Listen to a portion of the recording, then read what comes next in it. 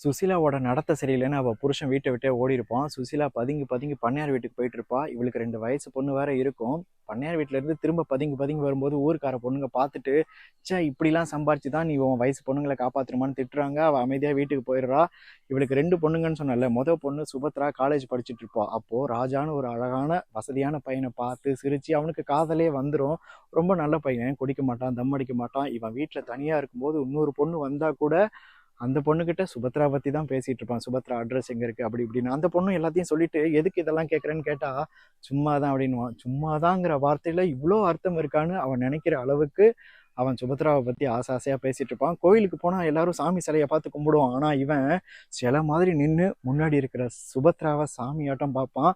அங்க வர்ற ஐயரு திருநீர் கொடுக்கறது கூட இவனுக்கு ஞாபகத்துக்கு வராது. ஐயர் இடிச்சுட்டு போகும்போது தான் இவனுக்கு தெளிவே வரும், ஓ நம்ம கோயில்ல இருக்கமா அப்படின்னு. அவ கையில வாங்கின திருநீர் அப்படி கீழே கொட்டுவா. அதை இவன் எடுத்து நெத்தியில வச்சுக்கிட்டு சிரிப்பான். இவளும் சிரிப்பா. இதெல்லாம் இவன் ஒரு காதல்னு எடுத்துக்கிட்டு அவ ஊருக்கு போறான். அந்த ஊருக்காரங்க எங்க ஊர்லயே பிள்ளைய சைட் அடிக்கிறான்னு சொல்லி இவனை 3 பேரும் இழுத்து போட்டு அடிப்பாங்க. அப்போ இவ புடவையை இழுத்து மூடிக்கிட்டு யாருன்னே தெரியாத மாதிரி வீரநடை போட்டு திமுறான பார்வையோட போயிருவா. இவ சுசீலா பொண்ணு தானே, இப்படிதானே இருப்பா அப்படின்னு நம்ம நினைக்கிறதுக்கு முன்னாடி சுசீலாவை பத்தி கொஞ்சம் பார்ப்போம். தையல் மிஷின் வச்சுக்கிட்டு பண்ணையார் மொத்த குடும்பத்துக்கே துணி தச்சு கொடுத்து தையக்கூலி வாங்க தான் பண்ணையார் வீட்டுக்கு அவ போயிருப்பா. ஊரு பொண்ணுங்க அந்த மாதிரி நினைச்சு பேசியிருப்பாங்க. இவ ஒண்ணுமே பேசாம வீட்டுக்கு நுழையும் போது அடுத்த சீன் டிஆர் காட்டுவாரு. இவளோட பொண்ணுங்க 2 பேரும் கோயில்ல இருந்து வெளில வருவாங்க. அப்போ ராஜாவை பார்க்கறதுக்காக ஒண்ணு இவ கோயிலுக்கு போல. அவங்க அம்மா நன்னடத்தையா இவளை வளர்த்திருக்காங்க. அந்த அம்மா சொல்லுவாங்க, எப்ப தடுக்கி விழுவோம், எப்ப நம்மளை பார்த்து சிரிக்கலான்னு ஊர் நினைக்கும். வயசு பொண்ணுங்க ரொம்ப உஷாரா இருக்கணும். நான் உங்க வயசுல இருக்கும்போது காதலிச்சேன், என்னை ஒருத்தன் ஏமாத்திட்டான், அதுக்கப்புறம் உங்க அப்பாவை கல்யாணம் பண்ண, அவரும் இப்போ ஓடிட்டாரு, ஊர் என்னை பார்த்து சிரிக்குது, நாளைக்கு உங்களை பார்த்து யாரும் சிரிச்சிடக்கூடாதுன்னு சொல்லி சொல்லி வளர்க்குறா. இவ அந்த 3 பேர் அடிக்கும் போது வீர நட போட்டு போனால வேகமா, அது மனசாட்சி இல்லாம கிடையாது. மனசு தாங்க முடியாம யாருக்கும் தெரியாம ஒரு கிணத்து ஓரமா ஓடி போய் கண்ணுல இருக்கிற கண்ணீரை அந்த கிணத்து பக்கமா போய் கொட்டியிருப்பா.